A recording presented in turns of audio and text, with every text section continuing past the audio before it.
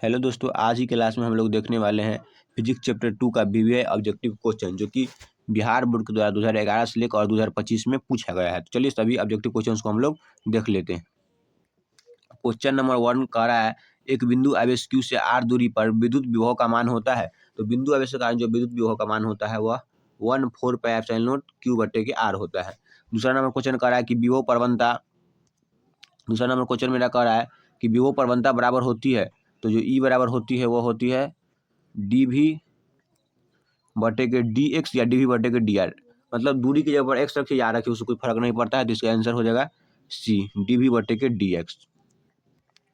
Question number 3 कह रहा है कि विद्युत विभव बराबर होता है। तो विद्युत विभव V बराबर जो होता है वह W/Q होता है ना, W/Q होता है V बराबर। क्वेश्चन नंबर 4 मेरा कह रहा है कि 10 माइक्रो कूलम एवं -10 माइक्रो कूलम के दो बिंदु आवेश वायु में परस्पर 40 सेंटीमीटर की दूरी पर रखे हैं। निकाय की वैद्युत स्थितिज ऊर्जा होगी। तो इसको निकालने के लिए दो बिंदु आवेशों की निकाय के वैद्युत स्थितिज ऊर्जा फार्मूला से निकल जाएगा। फार्मूला क्या है तो यहाँ पर देख लेते हैं। U बराबर होता है 1/4 pi epsilon not Q1 Q2/r होता है। जब इस पर आप निकालिएगा फार्मूला पर तो फाइनली इसका जो आंसर आएगा वो आंसर आएगा -2.25 जूल आएगा। ठीक है, चलिए क्वेश्चन नंबर 5 हम देख लेते हैं। क्वेश्चन नंबर 5 मेरा कह रहा है कि वैद्युत द्विध्रुव की निरक्षीय स्थिति में विद्युत विभव का व्यंजक होता है। निरक्षीय स्थिति में अर्थात निरक्ष पर कह रहा है, जो निरक्ष होगा ना, जो अक्ष के लंबवत जो तल होता है उसी को हम निरक्ष कहते हैं। तो इसका जो इस पर जो होगा वह शून्य हो जाएगा। ठीक है, इसका आंसर शून्य हो जाएगा। वैद्युत द्विध्रुव के निरक्षीय स्थिति में विद्युत विभव का व्यंजक शून्य होता है। क्वेश्चन नंबर 6 मेरा कह रहा है किसी सूक्ष्म विद्युत द्विध्रुव के मध्य बिंदु से बहुत r दूरी पर विद्युत विभव समानुपाती होता है। तो जो भी समानुपाती होता है 1/r²। विद्युत द्विध्रुव के लिए जो भी विद्युत विभव का जो मान होता है वो समानुपाती होता है 1/r² के। ठीक है, किसी बिंदु पर तो वह भी समानुपाती हो जाएगा 1/r²। तो इसका आंसर नंबर जो हो जाएगा, इसका आंसर हो जाएगा 1/r² है ना, 1/r²। भी जो होता है ना वह विभव जो होता है वह 1/r² के समानुपाती होता है। क्वेश्चन नंबर 7 कह रहा है मेरा, बिंदु आवेश के कारण r दूरी पर विद्युत विभव का मान होता है। जो बिंदु आवेश के कारण r दूरी पर विद्युत विभव का जो मान होता है वह r के अनुपाती होती है। क्योंकि हम लोग जानते हैं V बराबर होता है 1/4 पाई एप्सिलॉन नॉट Q/r, यानी V समानुपाती हो जाएगा 1/r हो जाएगा। ठीक है, यानी क्या हो जाएगा, r की विद्युत समानुपाती होती है। यहाँ पर जो हो जाएगा वह r की विद्युत समानुपाती हो जाएगा। ऑप्शन नंबर बी मेरा सही हो जाएगा। क्वेश्चन नंबर 8 कह रहा है कि अगर दो आवेशों के बीच दूरी बढ़ाई जाए तो उनकी वैद्युत स्थिति ऊर्जा जो होती है वह घटती है। ठीक है, घटती है। क्वेश्चन नंबर 9 मेरा कह रहा है कि विद्युत क्षेत्र तथा विद्युत विभव V के बीच संबंध है। T बराबर जो होता है -dV/dr या -dV/dx हो जाएगा। क्वेश्चन नंबर मेरा 10 कह रहा है कि r दूरी पर रखे दो वैद्युत द्विध्रुवों से निकाय से बने वैद्युत निकाय की r दूरी पर रखे दो वैद्युत द्विध्रुवों से बने निकाय की वैद्युत स्थिति ऊर्जा अनुक्रमानुपाती होती है। तो जो इसका अनुक्रमानुपाती होती है वो होता है r⁻³ की। ठीक है, चलिए आगे बढ़ते हैं। दो समान धनावेशित बिंदु आवेश जिन्हें प्रत्येक पर 1 माइक्रोकूलम का आवेश है को 1 मीटर की दूरी पर रखा जाता है। निकाय की वैद्युत स्थिति ऊर्जा होगी। तो इसको निकाय की वैद्युत स्थिति ऊर्जा हम लोग तुरंत अभी निकाल लेते हैं। दो समान धनावेशित बिंदु आवेश जिन्हें प्रत्येक पर 1 माइक्रोकूलम का आवेश है 1 मीटर की दूरी पर रखा जाता है। निकाय की वैद्युत स्थिति ऊर्जा होगी। इसी भी कह रहा है, यानी हम लोग जानते हैं फॉर्मूला U बराबर होता है 1/4 पाई एप्सिलॉन नॉट का मान हो जाएगा 9 × 10⁻9 और दो बिंदु आवेश को 1 माइक्रोकूलम के आवेश पर रखा गया, यानी 10 की पावर हो जाएगा -12। ठीक है, जुड़ जाएगा -6 तो 12 हो जाएगा। नीचे में r² हो जाएगा, यानी 1 का स्क्वायर हो जाएगा, यानी क्या हो जाएगा 9 × 10⁻³ जूल आ जाएगा। फाइनली मेरा आंसर जो आएगा,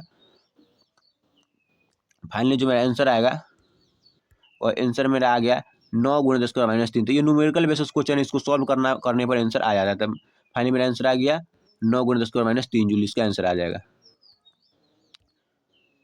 विपरीत चिन्ह के दो बिंदु आवेशों के लिए निम्नलिखित में कौन सा कथन सत्य है। स्थिति ऊर्जा धनात्मक तथा ऋणात्मक दोनों हो सकती है। इसका ऑप्शन नंबर C सही हो जाएगा। 2025 में क्वेश्चन ये पूछा गया था, देख लीजिए। अब फिर नया टॉपिक पर क्वेश्चन है, लेकिन क्वेश्चन 2011 से 2025 के अंतर्गत ही पूछा गया है। कह रहा है कि 1 फैराड F बराबर होता है, यानी हम लोग जानते हैं कि C बराबर होता है Q/V और आवेश का ऐसे मात्रक होता है कूलम।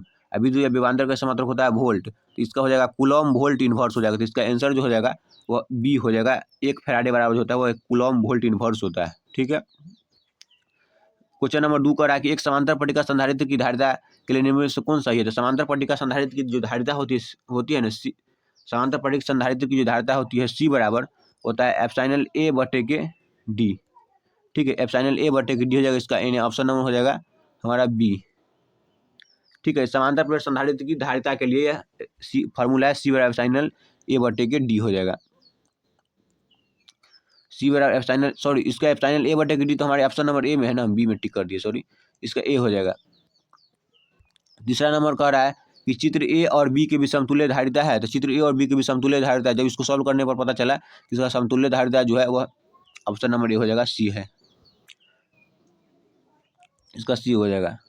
4 नंबर कह रहा है कि आवेशित संधारित्र पर संग्राहक पट्टिका और संघनक पट्टिकाओं के आवेश का योग होता है तो शून्य होता है, आवेश इसका शून्य होता है। दो समान धारिता सी वाले संधारित्र को समांतर क्रम में जोड़ने पर उसी समतुल्य धारिता होगी। चलिए हम समांतर क्रम में जोड़ते हैं। Cp बराबर जोड़ेंगे, दो समान धारिता वाले संधारित्र को समांतर क्रम में जोड़ेंगे तो C प्लस के C, क्योंकि धारिता समान है इसलिए CC यानी हो जाएगा 2C हो जाएगा। इसके ऑप्शन नंबर हो जाएगा ए सही हो जाएगा। ठीक है, 2C हो जाएगा। क्वेश्चन नंबर 6 मेरा कह रहा है कि C1 बराबर 2 माइक्रो फैराड तथा C2 बराबर,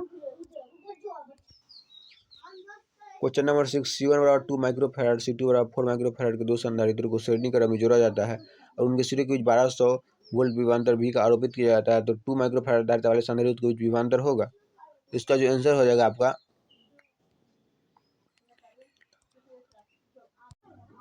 8000 वोल्ट। इसका जो आंसर हो जाएगा ना वो हल करने पर ये निकला है, न्यूमेरिकल बेसिस क्वेश्चन, इसको हल करने पर जो आंसर आया वो 8000 वोल्ट आया। ठीक है, आगे देख लेते हैं।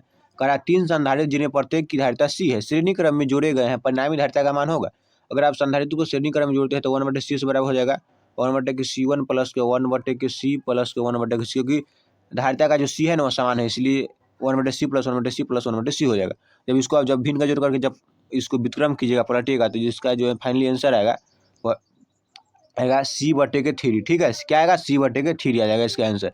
8 नंबर अगर क्वेश्चन देखते हैं कि यदि 100 वोल्ट तक आवेशित करने पर एक संधारित्र की संचित ऊर्जा 1 जूल है तो संधारित्र की धारिता होगी। तो जो इसकी संधारित्र की धारिता हम लोग इसको जो अगर आप न्यूमेरिकल बेसिस क्वेश्चन जब सॉल्व कीजिएगा फार्मूला लगाकर निकलेगा 2 × 10⁻⁴ फैराड निकलेगा। ठीक है, हमको क्या क्या दे रखा है, V बराबर दे रखा है हमको 100 वोल्ट, हमको दे रखा है U बराबर 1 जूल दे रखा है, तो हम निकाल लेंगे U बराबर होता है 1/2 CV² एंड उस फार्मूला से आप निकाल लीजिएगा। क्वेश्चन नंबर 9 कह रहा है मेरा कि दिए गए चित्र में ए और बी के बीच समतुल्य धारिता होगी। क्या काम कीजिए कि पहले तो इसको श्रेणी क्रम में जोड़ दीजिए, उसका समांतर क्रम में जोड़ दीजिए। 6 माइक्रो फैराड को पहले श्रेणी क्रम में जोड़िएगा, 1/6 प्लस 1/6 आ जाएगा मेरा 6 से 6 1 प्लस 1 यानी 2/6। जब 2/6 को जब पलटिएगा तो हो जाएगा 6/2 यानी 3 आ जाएगा। ठीक है, 3 माइक्रो फैराड 6 माइक्रो फैराड को जब समांतर क्रम में जोड़िएगा तो इसका आ जाएगा 9 माइक्रो फैराड। ठीक है, चलिए आगे देखते हैं। आगे जो मेरा कह रहा है कि क्वेश्चन नंबर 10 64 समरूप बिंदु जिनमें प्रत्येक की धारिता 5 माइक्रो फैराड है मिलकर एक बड़ा बूंद बनाते हैं, एक बड़ा बूंद की धारिता क्या होगी। तो इसका जो आंसर होगा वह 20 माइक्रो फैराड होगा, हल करने पर निकलेगा। और ये क्वेश्चन वेरी इंपॉर्टेंट है, देख सकते हैं कि आप 2013 में पूछा है, 2015 में, 2016, 2023 4 साल क्वेश्चन पूछा था। क्वेश्चन क्या हो जाता है, VVI हो जाता है ना, वेरी इंपॉर्टेंट। उस क्वेश्चन को हम लोग मान लेते हैं क्योंकि वेरी इंपॉर्टेंट, क्योंकि 4 साल क्वेश्चन पूछा गया है। क्वेश्चन नंबर 11 मेरा कह रहा है कि ए तथा बी के बीच समतुल्य धारिता क्या होगी। तो पहले क्या काम कीजिए, जिसको पहले दोनों को समांतर क्रम में जोड़ दीजिए। 3 माइक्रो फैराड और 2 माइक्रो फैराड को जब समांतर क्रम में जोड़िएगा तो हो जाएगा 5 माइक्रो फैराड, और 5 माइक्रो फैराड 4 माइक्रो फैराड को जब श्रेणी क्रम में जोड़िएगा तो हो जाएगा 20/9 माइक्रो फैराड, इसका आंसर आ जाएगा। ठीक है,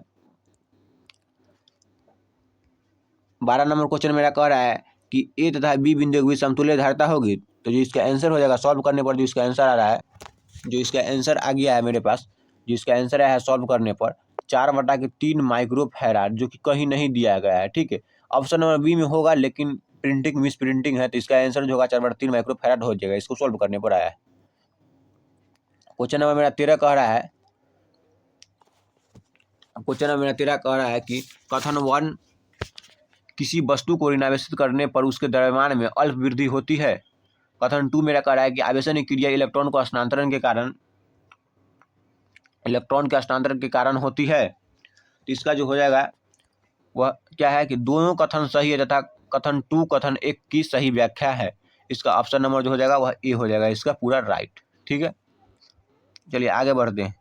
कह रहा है कि दिए गए चित्र में प्लेट एक्स पर आवेश है, तो इसका जो आंसर हो जाएगा, दिए गए चित्र में प्लेट एक्स पर जो आवेश है इसका आंसर हो जाएगा 20 माइक्रो कूलम। ठीक है, इसको जब सॉल्व कीजिएगा ना, न्यूमेरिकल बेसिस क्वेश्चन है, यहाँ पर स्क्रीन छोटा है, सॉल्व करेंगे तो ज़्यादा टाइम लगेगा। इसका 20 माइक्रो कूलम इसका हो जाएगा आंसर। ठीक है, चलिए 15 नंबर मेरा क्वेश्चन कह रहा है, कथन एक संधारित्र की धारिता उसके प्लेट पर आवेश बढ़ने के साथ साथ बढ़ता है। हाँ बिल्कुल बढ़ता है, और भी समानुपाती होता है क्यू के। तो कथन एक भी सत्य ही है, भी जो होता है कि चालक में दिया गया आवेश जो होता है ना उसके वो भी के समानुपाती होता है, अर्थात दोनों कथन सही है। ठीक है, दोनों कथन सही है, तो कथन 2 कथन 1 का सही व्याख्या है। दोनों कथन सही है, कथन एक असत्य है। ये कथन एक असत्य है क्या? एक संधारित्र की धारिता उसके प्लेट पर आवेश बढ़ने के साथ साथ, यही हो जाएगा ऑप्शन नंबर इसका डी हो जाएगा आंसर। ठीक है, इसका ऑप्शन नंबर डी हो जाएगा। चलिए आगे बढ़ते हैं। 16 नंबर कह रहा है, कुछ कुछ क्वेश्चन ये सब जो है देखिए क्वेश्चन पूछा गया था 2011 में। ठीक है, इसीलिए पहले ऑब्जेक्टिव उतना नहीं पूछा था, तो कथन वाला ये सब क्वेश्चन मतलब डालता था। ऐसे ये सब क्वेश्चन अभी आने का संभावना नहीं है। ठीक है, नॉर्मल जो क्वेश्चन ये सब बहुत ज़्यादा रिपीट करता है क्वेश्चन। 16 नंबर मेरा क्वेश्चन कह रहा है, किसी चालक की धारिता होती है, तो हम लोग जानते हैं कि चालक की धारिता जो होती है वो सी बराबर की होती है क्यू बटे के भी होता है। ठीक है, सी बराबर की होता है क्यू बटे के भी। तो यह यहाँ पर क्या हो जाएगा, ये हो जाएगा ऑप्शन नंबर इसका हो जाएगा डी। ठीक है, ऑप्शन नंबर डी हो जाएगा। आवेशित चालक की ऊर्जा होती है, तो आवेशित चालक की ऊर्जा होती है ई बराबर बाई 2 CV स्क्वायर। कौन नहीं जानता है कि आवेशित चालक की ऊर्जा क्या होती है, ई बराबर बाई 2 CV स्क्वायर होती है, तो सबको पता है। यदि समान धारिता C1 के n संधारित्र समांतर क्रम में जुड़े जाए तो तुल्य संधारित्र होगा, तो गुना कर देंगे NC1 हो जाएगा। ठीक है, NC1। वायु के लिए परावैद्युत सामर्थ्य होता है, तो इस वायु के लिए परावैद्युत सामर्थ्य जो होता है, हवा या वायु के लिए जो परावैद्युत सामर्थ्य होता है और 3 × 10⁻6 वोल्ट मीटर इनवर्स होता है। ठीक है, 3 × 10⁻6 वोल्ट मीटर इनवर्स होता है। गोलीय संधारित्र की धारिता होती है, जो गोलीय संधारित्र की जो धारिता होती है C बराबर 4πε0 small R into capital R, बट्टे में small R minus capital R होता है, यानी इसका ऑप्शन नंबर ए हो जाएगा 20 का। कह रहा है बांडी ग्राफ जनित्र एक ऐसी विद्युत युक्ति है जिससे उत्पन्न होती है तो केवल उच्च धारा उत्पन्न होती है। ठीक है, केवल उच्च धारा बंद केवल उच्च धारा या कह सकते हैं वोल्ट। एक मिनट रुकिए, इसको हम देख कर बता दें। जो इसका होगा ना केवल उच्च वोल्टेज उत्पन्न करता है। ठीक है, याद रखिए कि बांडी ग्राफ जनित्र एक ऐसी युक्ति है जो केवल उच्च वोल्टेज ही उत्पन्न होता है, केवल उच्च धारा उत्पन्न नहीं, केवल उच्च वोल्टेज ही उत्पन्न करता है। ठीक है, इसमें कन्फ्यूज थे। चलिए आगे बढ़ जाते हैं। कितना नंबर क्वेश्चन है? 21 number question. Question number 22, 6 microfarad धारिता के 3 संधारित्र उपलब्ध है, उनके द्वारा प्राप्त न्यूनतम एवं अधिकतम धारिता होगी। 6 माइक्रोफैराड के 3 संधारित्र जब श्रेणी क्रम में जोड़िएगा तो 18 और समांतर क्रम में जोड़िएगा तो 2 है, यानी ऑप्शन नंबर हो जाएगा सी। ठीक है, आप एक मिनट इसको श्रेणी क्रम में पहले कंफर्म कर लेते हैं। 6 माइक्रोफैराड धारिता के 3 संधारित्र उपलब्ध है, इसको श्रेणी क्रम में जोड़िएगा तो 1/6 प्लस के 1/6 प्लस के 1/6। जब 1/6 लसा लेंगे तो हो जाएगा 1 प्लस के 1 प्लस के 1, यानी 3/6 6। हाँ, इस ऑप्शन नंबर सी ही सही होगा। 2 माइक्रोफैराड 18 माइक्रोफैराड। लगा था कि हम भिन्न के जोड़ करेंगे तो 2 माइक्रोफैराड आ जाएगा। ठीक है, चलिए इसका आगे देख लेते हैं। 23 नंबर मेरा कह रहा है कि आवेशित संधारित्र पर कुल आवेश होता है, कुल आवेश जो होता है ना वह शून्य होता है। क्या होता है? शून्य होता है। पिको फैराड मात्रक है, तो धारिता का ही ऐसा मात्रक फैराड होता है ना, तो वह वैद्युत धारिता का ही हो जाएगा, पिको रहे चाहे माइक्रो फैराड रहे, कोई भी रहे। कि संधारित्र की धारिता निर्भर नहीं करती है, तो प्लेट के आवेशों पर निर्भर नहीं करती है। ठीक है, प्लेट के आवेशों पर, ये हो जाएगा option number C. Option number C हो जाएगा। एक गोली चालक की धारिता 1 माइक्रो फैराड है, उसकी त्रिज्या होगी। देखिए गोली चालक की धारिता जो दे रखा है ना, सी बराबर दे रखा है 1 माइक्रो फैराड करने के बाद 10 के पावर माइनस 6 फैराड, और उसकी चालक की और उसकी त्रिज्या पूछ रही है, आर पूछ रही है, तो आर बराबर क्या होगा, तो हम इस सूत्र से निकाल लेंगे कि सी बराबर जो होता है वो होता है 4πε0 और आर। तो आर बराबर हो जाएगा सी बटे के 4πε0। ठीक है, आर बराबर क्या हो जाएगा, तो जो इसको निकालेंगे तो आ जाएगा 9000 मीटर आ जाएगा हमको आंसर। ठीक है, मीटर में आ जाएगा आंसर 9000 मीटर, जो कि किलोमीटर में बदलेंगे तो 9 किलोमीटर। इसका ऑप्शन नंबर सी सही हो जाएगा। किसी धातु का परावैद्युतांक होता है, तो धातु का परावैद्युतांक जो होता है वो अनंत होता है। धातु का आपेक्षिक परावैद्युतांक या धातु का जो परावैद्युत माध्यम होता है वो अनंत होता है। यहाँ पर कह रहा है कि संधारित्र के समांतर संयोजन में प्रत्येक संधारित्र के लिए कौन सी राशि समान रहती है, संधारित्र के समांतर में संयोजन के लिए विभवांतर इसमें समान रहता है ना, समांतर में विभवांतर ही समान रहता है। 100 माइक्रोफैराड धारिता वाले संधारित्र को 100 वोल्ट तक आवेशित करने पर उसमें संचित ऊर्जा होगी, जो उसमें संचित ऊर्जा होगी इसको निकाल लेते हैं हम। क्या दे रखा है, C बराबर दे रखा है 100 माइक्रोफैराड यानी 100 × 10 हो जाएगा -6, और V बराबर दे रखा है 100 वोल्ट। तो जब इसको निकालेंगे, क्या निकालना है हमको, संचित ऊर्जा क्या है। जब U बराबर निकालेगा 1/2CV² से, तो यहाँ पर आ जाएगा हमारे पास आंसर जो आया है वो आ गया है 0.5 जूल, इसका आंसर आ जाएगा। ठीक है। 30 नंबर मेरा कह रहा है कि निम्नलिखित में से धारिता का मात्रक कौन है। धारिता का ऐसा मात्रक जो होता है वो कूलम बटे के वोल्ट हो जाएगा ना, कूलम वोल्ट इनवर्स, या इसी को एक कूलम वोल्ट इनवर्स को एक फैराड कहते हैं, यानी option number 4, option number D right हो जाएगा। ठीक है, ऑप्शन नंबर डी राइट हो जाएगा। चलिए, तो यहाँ 30 तक पूरा ऑब्जेक्टिव इसमें चैप्टर नंबर फिजिक्स 2 का खत्म हो गया। यदि आप लोग को वीडियो अच्छा लगा हो तो लाइक और चैनल को सब्सक्राइब जरूर कीजिएगा। थैंक्स।